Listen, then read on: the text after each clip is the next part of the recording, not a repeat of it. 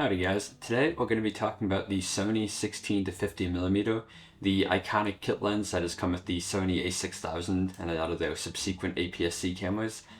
It's pretty infamous in the Sony community for being bad, but is it actually a bad lens? Let's find out.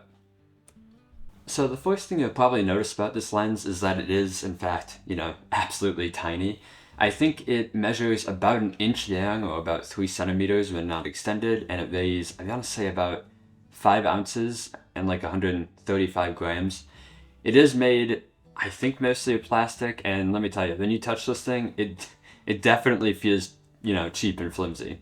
But everything considered, with a lens of this size, they had to make some compromises, especially because, again, this thing does zoom 16-50. So the fact that it's so tiny as it is incredible. Now, as far as image quality goes, I've had this thing for a long time, so I'd be putting up some, pictures that I've taken over the years on the screen here. But at 16mm, it's pretty soft, especially when you're shooting wide open at, f3.5. But when you stop down a little bit, to be honest, it actually looks pretty good. Like, it's not gonna, be any better than a prime lens or, a higher end Sony lens, but performance actually isn't bad at 16mm. Now, midway to the zoom range at 35mm, we just see pretty decent performance.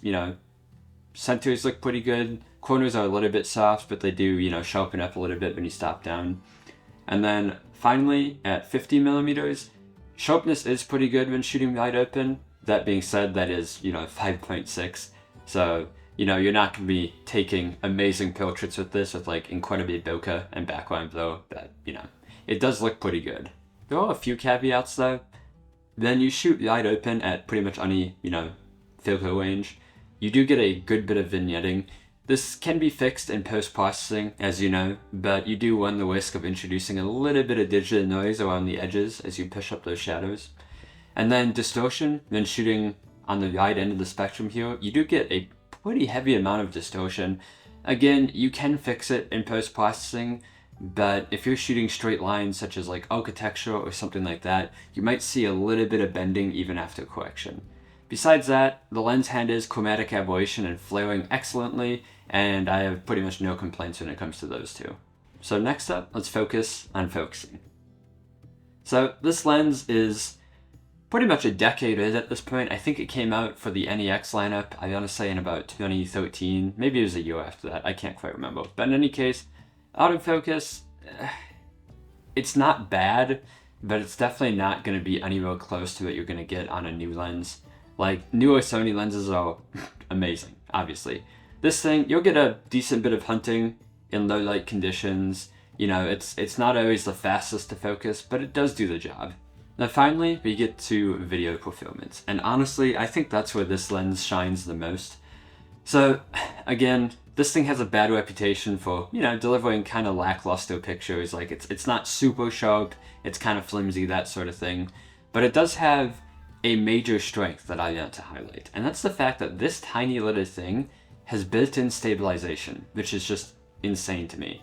So, I've always used this thing with my Sony a6000, and as you most likely know, the a6000 and a lot of Sony's other APS-C cameras do not have in-body image stabilization, so if you're trying to shoot handheld video, it's pretty shaky. So honestly, this lens is what got me into video in the first place, because like I was shooting with my a6K, and I was like, I cannot get stable footage with, any of my prime lenses. So I ended up buying this thing for like $90 or something, and I actually shot a lot of my first videos on this channel and on my personal channel, which you can find if you dig deep enough, but it doesn't matter, with this lens. So yeah, I mean, if you're looking to get into video on a budget and you have a non-stabilized Sony camera, honestly, this lens is a godsend. Like, this is the only lens you'll need. You're not going to get incredible, background blur, you're not going to get amazing subject isolation, but the stabilization on this is fantastic, and it's really good for like casual vlogging. The 16mm focal length is like perfect for speaking to the camera, and having it actually be able to see you. But yeah, that's pretty much it for this video, guys. I just wanted to go over this lens because I feel like it's a lot of people hate it, and not for a good reason. So yeah, if you're interested in checking it out for yourself, feel free to click the affiliate link in the description. Obviously, I get a commission. And if you want to see even more of my sample photos, I do have a text review of this lens. You can click that in the description too. But yeah, that's pretty much it for the video, guys. If you like this video, please give it a like and even consider subscribing. And that's it. We'll see you next time.